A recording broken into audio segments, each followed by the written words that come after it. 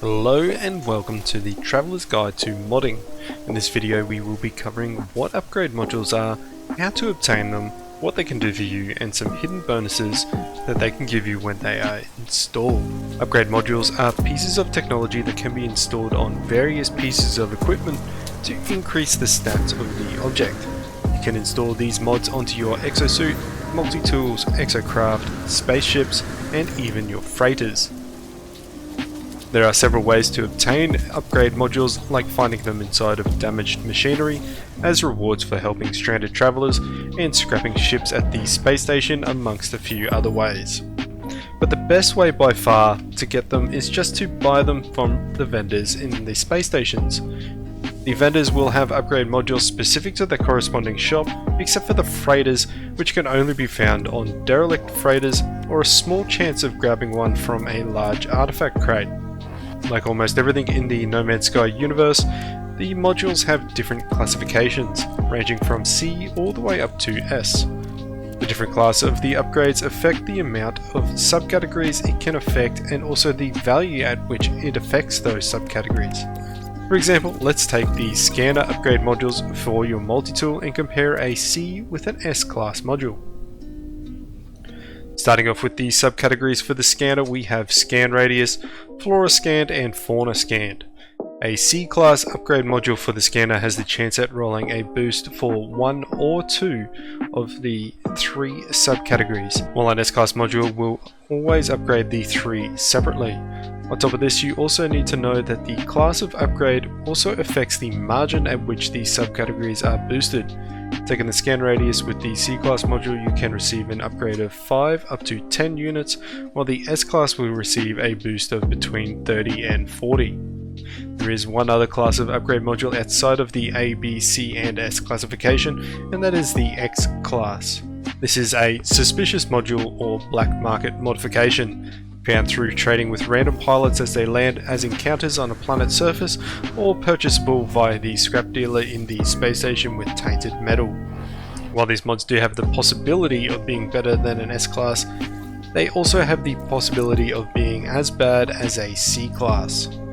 If we go back to the multi-tool scanner, an X-class mod has the possibility of boosting 1 to 3 of the 3 subcategories, and going to the Scan Radius again, it can range from anywhere from 5 to 50 units.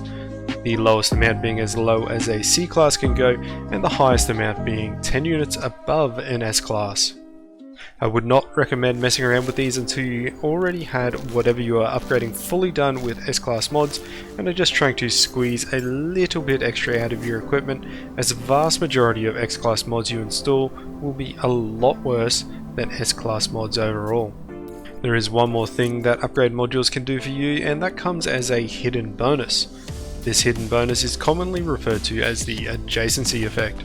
This effect is triggered by placing like-for-like modules next to each other in the Technology and Inventory tab for whatever you are upgrading, except for the multi-tool, which only has the Technology tab.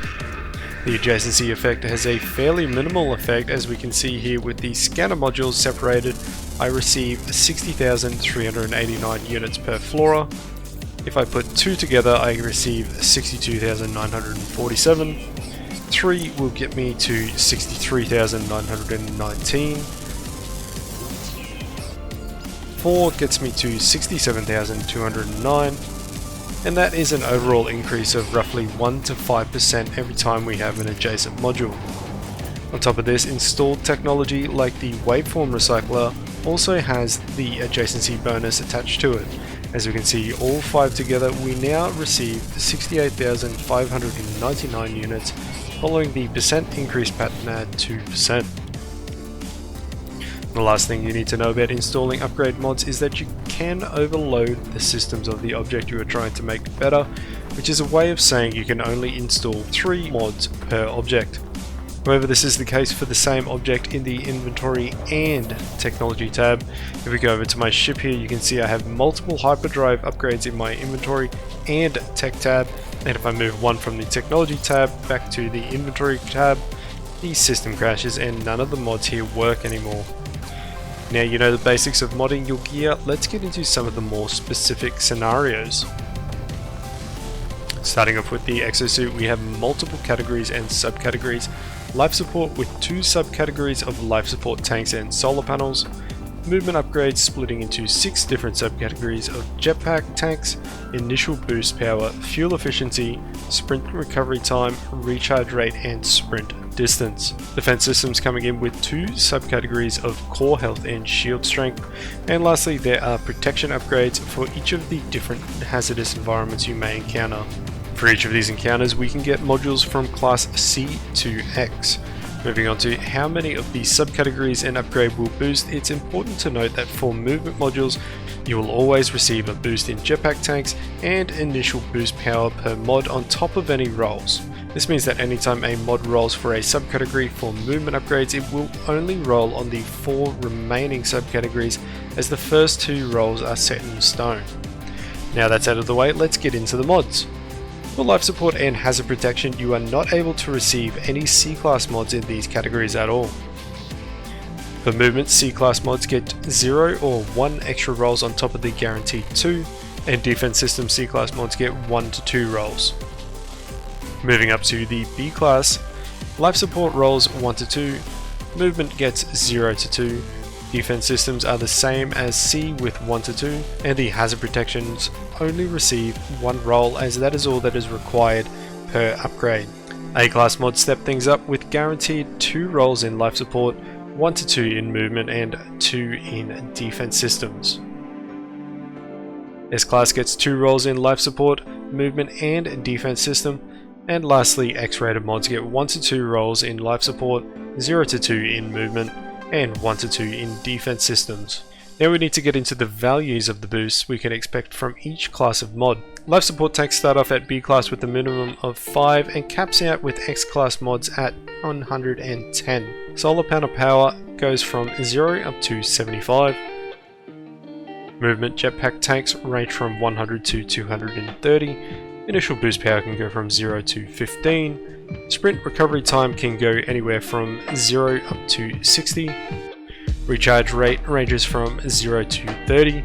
Fuel efficiency starts at 5 and ends at 25. And sprint distance starts at 10, ending at 60.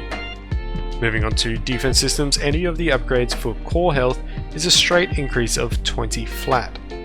Shield strength ranges from 80 up to 95. Lastly, the hazard protections go from 180 to 265 with B to S class mods, and the X class here is utterly pointless with 1 as a minimum and 10 as a maximum. It's not even available for the underwater protection either. Now this is a lot of information to hit you all with at once, but the most important thing you should take away from this is that any mod helps. Whether it is a C or S class, it can help you move around, protect you, or just extend your time on a planet. Secondly, once you're at the point where you want to install S class mods and you are trying to figure out if you should chance the X class mods, you can see the increase is minimal and it's a very big gamble, with 99% of the X class upgrades being worse than S class. Trying out X-rated mods is something you should only try out once you have all of the S classes you want. Please do not waste your nanites on these mods, pick up some nice S-class ones instead. There is a lot more mods for other pieces of tech in No Man's Sky, and we'll go over most of them now, excluding the weaponry, as I feel that deserves its own video. Moving on to the Starships, we have launch thrusters, pulse engines, deflector shields, and hyperdrives. Now I'm not going to go into detail like the last table, instead let's just present all of the information and go over it. So the first thing worth noting is that the C and B class mods don't upgrade your warp cell efficiency whatsoever. Secondly, X class mods serve no real benefit to you unless you have loads of nanites, which is 100% a recurring statement throughout this entire video. And that's the upgrade modules for your Starships. You can upgrade various things with the subcategories like hyperdrive range, boost and maneuverability to customize your ships how you like even more. Next up, the multi-tool offers a variety of functions, but the upgradables that are outside of weaponry only number as 2. And we have the scanner and mining beam with multiple subcategories of scan radius, flora scanned, fauna scanned, mining speed, fuel efficiency, heat dispersion and overheat downtime.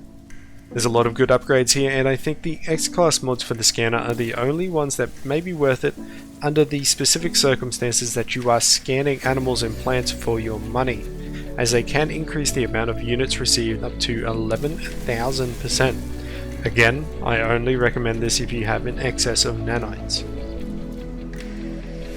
Exocraft upgrades come in the form of 4 categories: engine, boost, laser and cannon, and can be installed onto any one of the Exocrafts you have available. An important note here is that there are no X-Class mods for Exocraft, and it caps out at S. Lastly, the freighter. Again, there are no X-Class mods for the freighters, and the mods themselves can either affect your freighter or the frigates in your fleet. Starting off with the hyperdrive, you can extend your range by up to 250 light years per module, and that's it for your freighter, but the other mods can increase your frigate's combat capabilities, give better fuel efficiency, more speed, etc. And that's it for my guide on modding and upgrading your equipment in No Man's Sky. I hope you all enjoyed it enough to like the video and consider subscribing to the channel. Thanks guys, and I'll see you in the next one.